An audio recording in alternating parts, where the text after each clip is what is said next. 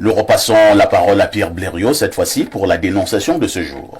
Alors, parfait, la dénonciation de ce jour, je vous l'avais annoncé il y a quelque temps. Je disais que je menais ma propre enquête après que des personnes qui sont dans la structure et d'autres qui sont des usagers m'ont contacté.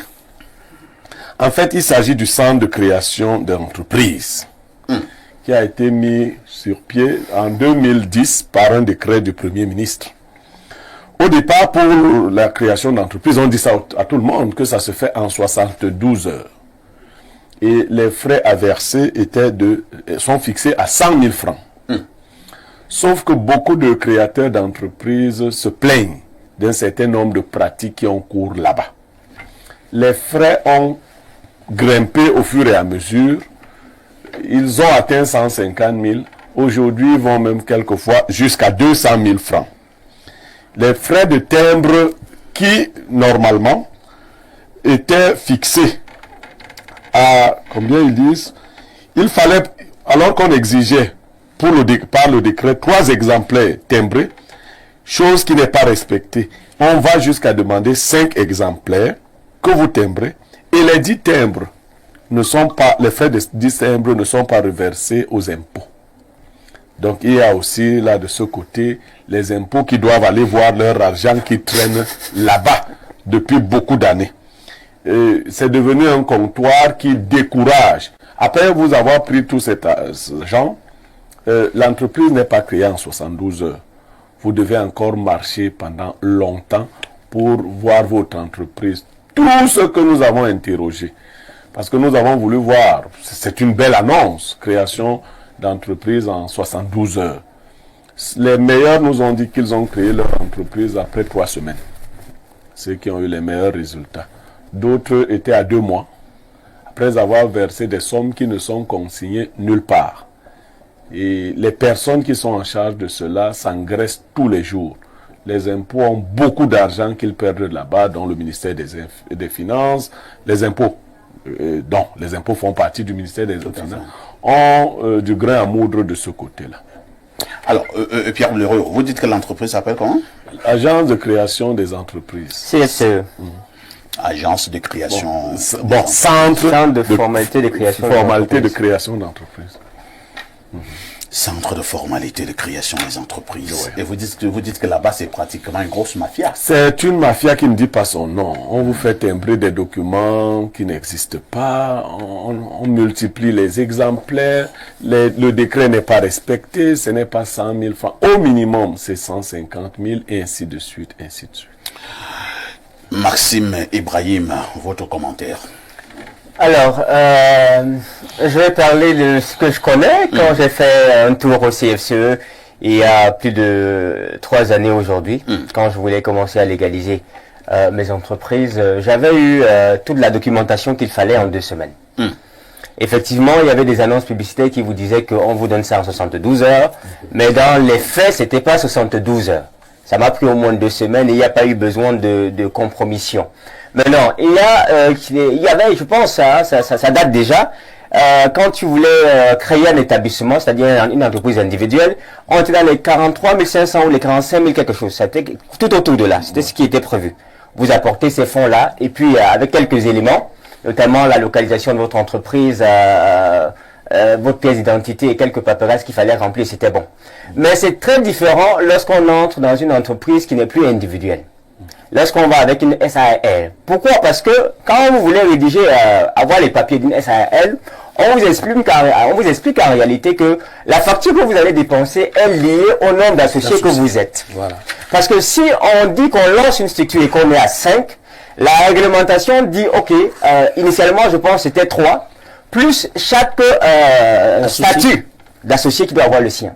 Et donc, du coup, plus que le nombre d'associés n'est plus de 3 personnes, il s'agit de 1, 2, 3, 4, 5, et que le statut minimum d'une SARL, c'est 10 pages, et qu'il faut, par exemple, un terme à chaque page de 1500 dans un document de 10 pages, on se trouve à 45 000. 45 000 fois 8, vous voyez qu'on a dépassé les 100 000 francs de base. Donc, ce n'est pas un problème qui n'est que concentré sur l'organisation du CFCE, mais c'est également lié au type d'entité et au nombre d'associés avec les spécificités de l'entreprise en question.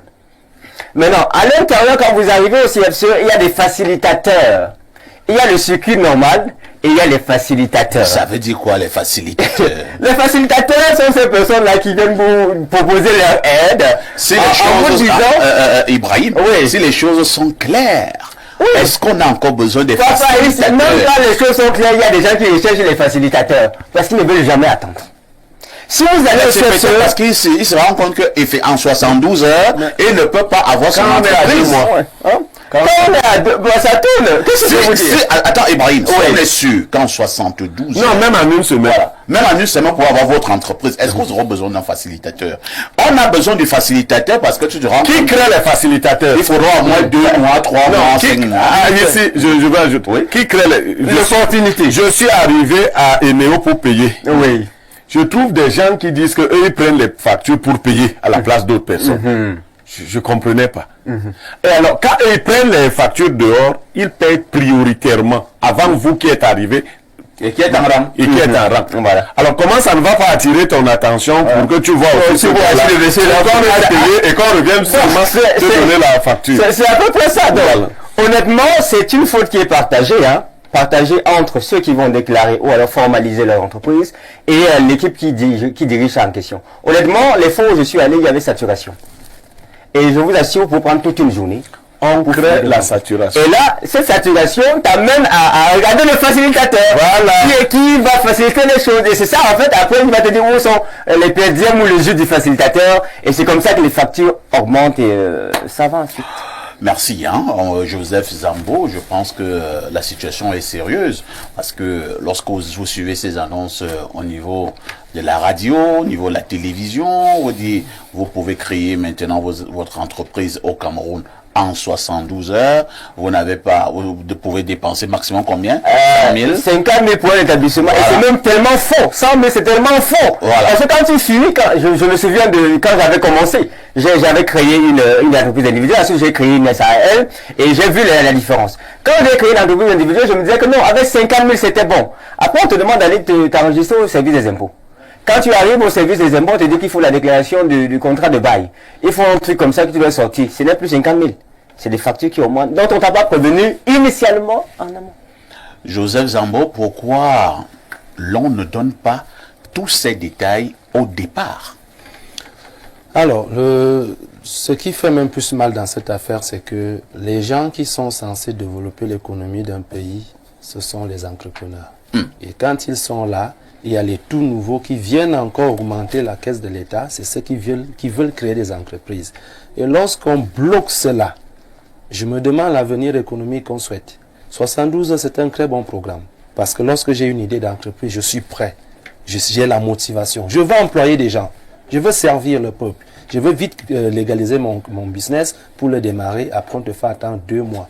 Vous dites même 2 mois, les gens vont à 6 mois. Bien sûr. Moi, j'ai un cabinet qui travaille là-dessus. J'ai les dossiers de 6 mois aujourd'hui. Vous savez, quand vous vous levez seul, que vous voulez aller créer votre entreprise, il faut rédiger les statuts, il faut rédiger ceci. Il n'y a aucun endroit où on va te former sur comment rédiger les statuts. Mais rassure-toi, chaque fois que tu vas rédiger, il y aura toujours un problème là-dessus. Alors, puisque tu vas aller 4 fois, 5 fois, 6 fois, il y aura toujours des choses à modifier. Tu vas dire, monsieur, finalement, que faut-il faire? Que faut-il faire? Et là, vous allez parler bien. Et maintenant, il est logique qu'il y a des facilitateurs que si les services compétents leur donnent le pouvoir. Quelqu'un va te dire, ok, donne-moi un instant, je vais t'envoyer chez quelqu'un. Vous pensez qu'on passe chez les facilitateurs comment? À la base, on sait que c'est des bandits. Mais comment est-ce qu'un facilitateur peut être crédible pour toi? C'est parce que quelqu'un de l'intérieur te dit, bon, vraiment, moi, je n'ai pas attendre, je te donne le numéro de quelqu'un. Je vais chez un facilitateur. J'ai dit, pour créer une SARL, même si tu es seul, tu vas atteindre minimum 250 000. Oui! Et l'erreur, c'est si vous êtes 3, 4, 5, vous allez dépasser la barre de 500 000. Tout ça, c'est pas pour recevoir en 1 ou 2 semaines. Il faut encore avoir quelqu'un, après avoir dépensé plus de 500 000, il faut encore avoir quelqu'un à l'intérieur qui lui aussi, tu vas le voir, pour qu'en 2 semaines, tu puisses avoir le document. C'est pas possible en 3 jours, sauf si c'est une lettre recommandée avec un cachet rouge. Oui. Lettre recommandée venant de qui? Avec un cachet rouge. Non, mais... Alors, Ibrahim, d'en face, nous parlons là de la mafia autour de la création des entreprises, ces surfacturations, ces sommes que nous donnons auprès de ces entreprises. Vous avez parlé de centres de formation, centres de formalité, de création d'entreprises. Ces sommes que par moment nous versons de ce côté-là, mais vous n'avez même pas de reçu, vous ne savez même pas à qui vous versez, et vous êtes obligé d'attendre 3 semaines, 1 mois, 2 mois, 6 mois pour avoir votre entreprise. Est-ce qu'on parlera finalement de l'arnaque? Parfait, vous savez, la création d'une entreprise au Cameroun est une question préoccupante aujourd'hui. Joseph l'a si bien dit, a dit qu'à un moment donné, il n'y a pas d'endroit où se former pour créer sa propre entreprise. On est toujours obligé de passer par des facilitateurs. Nous avons également eu ce problème du côté de Douala, parce que nous sommes actuellement en train d'ouvrir une succursale là-bas. Nous avons choisi d'ouvrir une SARL, c'est-à-dire une société à responsabilité limitée, avec plusieurs associés. Ça, c'est un partenariat avec d'autres alter ego qui font dans la même profession. Après avoir choisi cette entreprise, nous avons eu recours à un professionnel. Malheureusement, ce professionnel se comporte aussi comme un arnaqueur. C'est-à-dire que il ne nous présente pas des documents légaux qui attestent de ce que voici ce que vous deviez payer. Lui également, il fait son affaire dans ces choses-là. C'est-à-dire qu'on est un peu confus. On ne sait plus s'il faut faire confiance aux professionnels ou il faut aller dans la rue. Voilà un peu à quoi sont confrontés les gens qui veulent se lancer dans l'entrepreneuriat au Cameroun. Finalement, il n'y a pas de tarif. Il faut vraiment qu'on essaye de trouver un tarif un peu plus stable pour orienter les usagers. Pierre Blériot, que lorsque nous posons ce problème sur notre table, est-ce qu'il faut dire que l'ordre gouvernant n'est pas au courant de ces manquements, de ces couacs, de ces arnaques, de cette mafia, de cette filouterie au ministère des Finances? On ne sait pas que c'est comme ça que ça se passe? Parfait. Il y a même un aspect qu'il faut souligner. Après avoir fait tout cela, vous devez authentifier les statuts. Et ça, c'est 15 000 francs. Il faut dire que dans le décret du PM, ces 15 000 francs ne sont pas reconnus. Dans cette phase-là, l'authentification des statuts, 15 000 francs. On vous dit que par an, on crée 3 000 entreprises. Tapez un peu sur votre téléphone là, 3 000 d'abord fois 15 000. Ça, c'est... Non, il faut taper. Moi, j'aime les 3 000, parce qu'on est quand même là pour éduquer les Camerounais. 3 000 entreprises fois 15 000 francs, authentification. Donc là, celui qui gère ce dossier-là a déjà ces 45 millions qui sont propres là. Donc c'est une grosse arnaque qui est organisée là-bas et il faut y mettre un terme. On ne peut pas créer une structure qui devrait faciliter l'entrepreneuriat et les personnes chargées d'animer la structure essayent de la plomber. Déjà, ils alourdissent, ou elles, les personnes, alourdissent volontairement. C'est la technique de corruption, il faut voir comment on fonctionne. Pour qu'on ait besoin des facilitateurs, il faut qu'on alourdisse le système. De sorte que vous commenciez à voir que c'est difficile. Parfait, j'étais hier dans une banque, dans une agence particulière. J'ai vu comment les Camerounais peuvent travailler à la chaîne et travailler rapidement. Je ne savais pas que les Camerounais étaient capables de bien faire le travail. Hein. J'ai demandé à ces femmes-là, parce que pour la plupart c'était des femmes, si elles sont des Camerounaises, sans publicité, vous voyez là, le UBA qui est en Vogada, Pont du Fundi là.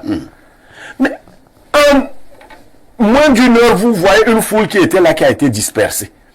Parce que les gens travaillent à la chaîne et ne font que travailler. Et non autre chose. Ils ne font que travailler. On ne tire pas les gens à côté pour dire viens un peu, on te dit. Il faut qu'on parle. Non, ils ne font que travailler. Je crois aussi que comme il y a les caméras et tout, enfin, c'est une structure importante. Les Camerounais créent la masse, comme on a dit, l'attroupement, pour commencer à arnaquer les gens. Donc, toutes ces choses-là, je crois que le MINFI doit jeter un coup d'œil particulier là-bas. Parce qu'il y a une dame particulière là-bas qui est devenue comme comment on peut dire ça, comme un gourou. Ah bon? Oui. Vous avez son nom? Non, bon, j'ai son nom, mais... On donnera donc son nom prochainement. Elle est là, tout le monde la voit. Elle est riche? Elle n'est pas encore riche comme Crésus. mais elle s'en approche.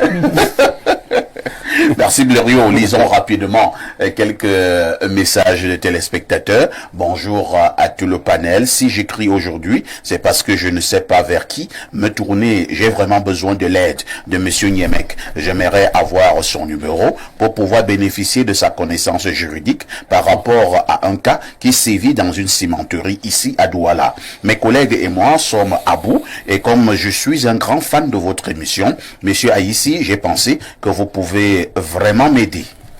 Qu'il voit un avocat. Bon. Vraiment qu'il voit un avocat. Blériot demande que vous vous rapprochiez d'un avocat. Parce que je vais clamser. Autre message ce jour que dit le téléspectateur.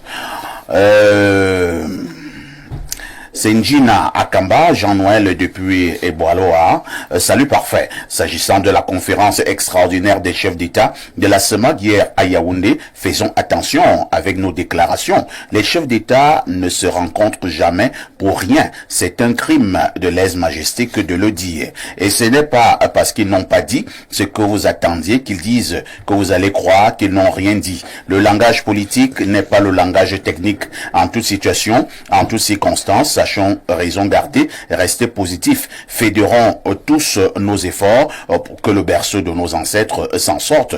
Très bonne suite de l'émission à vous. Blériot, que nous apporte ce message? Qu'il est du RDPC, quoique chaque fois qu'on dit quelque chose, il faut défendre le RDPC. Nous on dit ce qu'on a entendu, qu'on n'a pas entendu grand chose. Voilà, c'est ce que nous disons, qu'on n'a pas entendu. Nous avons même subodoré qu'ils auraient des choses stratégiques. Mais du point de vue du communiqué final, nous n'avons pas entendu grand chose. Nous savons donc raison garder. Voilà. Bonjour à tous. Il faut surveiller le père de Balthazar de très près. C'est Aladji Ngaoundéré depuis Bertois. Ça me faisait quand même rire quand je regardais cette affaire à la maison. Et le chef de protocole d'État, M. Simon Pierre Bikele, quand il annonçait Balthazar Ngonga. Bon, je regardais bien la salle. Tous les ministres et autres personnes qui étaient faisaient un effort de ne pas rire.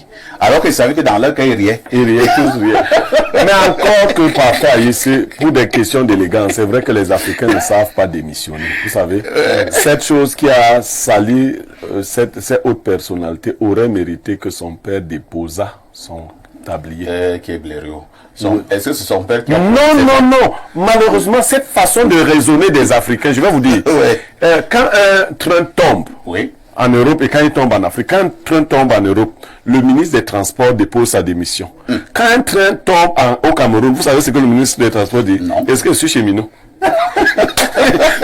Il ne voit pas comment le train allait tomber, sans quel lien avec lui. Lui ne conduit pas les trains. Appelez le directeur.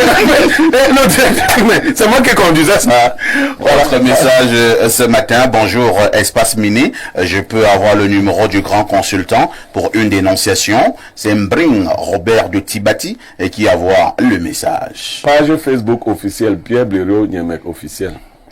Autre message ce matin. Bonjour parfait, bonjour aux démineurs. Je vais dire à Blériot qu'il est de la génération dont on traitait... Quoi?